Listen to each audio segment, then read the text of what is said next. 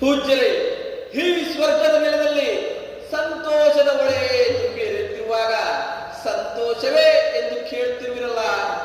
ಚಂದಕ್ಕೆ ಕಾಮಧೇನು, ಅಂದಕ್ಕೆ ಐರಾವತ, ಆನಂದಕ್ಕೆ ಅಪ್ಸರೇನು. ದೇವೇಂದ್ರ, ನಿನಗೊಂದು ಶುಭ ಸಮಾಚಾರವಾಗಿರುವುದು. ಅದೇನು ಪೂಜ್ಯರೇ ಅಂತಹ ಸಂತೋಷದ ಸುದ್ದಿ? ಹಿರಣ್ಯಾಕ್ಷಕು ತಪಸ್ಸನ್ನು ಮಾಡುತ್ತಿರುವನು. ಇದು ಸಂತೋಷದ ಸುದ್ದಿಯ ಪೂಜ್ಯರೇ, ಮಾಡಿಕೊಳ್ಳಲು ಬಿಡಿ. ದೈತ್ಯದಾನವ ನಮ್ಮನ್ನೇನು ತಾನೇ ಮಾಡುತ್ತಾನೆ? ಅವನನ್ನು ನೋಡಿಕೊಳ್ಳಲು ತ್ರಿಮೂರ್ತಿಗಳಿದ್ದಾರಲ್ಲ. ಪರಮ ಪರಶಿವನೇ ಅವನ ಮನೆಯ ದೇವರು. ಇನ್ನು ಬ್ರಹ್ಮದೇವನು ಅವನ ತಾತ ಮೊಮ್ಮಗನ ಇಬ್ಬರ ಪ್ರೀತಿಗೂ ಬ್ರಹ್ಮದೇವನು ಒಲಿದು ಅವನಿಗೆ ವರವನ್ನು ನೀಡುವನು. ಇನ್ನು ವಿಷ್ಣುವು ಲಕ್ಷ್ಮಿಯೊಡನೆ ಕಾಲವನ್ನು ಕಳೆಯುತ್ತಿರುವನು. ಇನ್ನು ಉಳಿದಿರುವುದು ನೀನೊಬ್ಬನೇ. ಅವನಿಗೇನಾದರೂ ವರ ದೊರಕಿದರೆ ಅವನು ನೇರವಾಗಿ ಇಲ್ಲಿಗೆ ಬರುವನು. ಪೂಜ್ಯರೇ, ಹೇಳೇನು ಹೇಳಿ ಭಯಪಡಿಸುತ್ತಿರುವಲ್ಲ?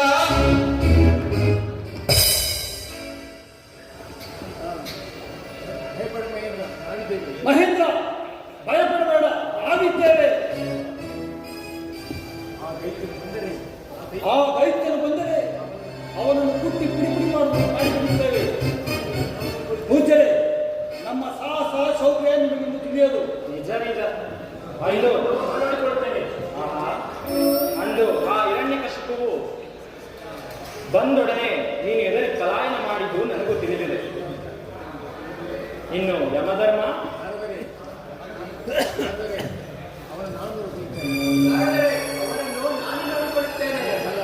ಬಲೆ ಬಲೆ.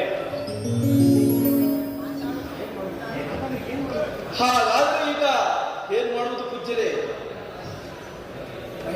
ಮಹೇಂದ್ರ, ಅವನೇನಾದರೂ ವರ ಪಡೆದು ಬಂದರೆ ನೇರವಾಗಿ ದೇವಲೋಕಕ್ಕೆ ಆಗಮಿಸುವನು. ಆದ್ದರಿಂದ ನಿನ್ನ ಅರಣ್ಯ ಅಪ್ಸರಿಯರನ್ನು ಕಳಿಸಿ ಅವನ ತಪೋಭಂಗಕ್ಕೆ ಪ್ರಯತ್ನಿಸು.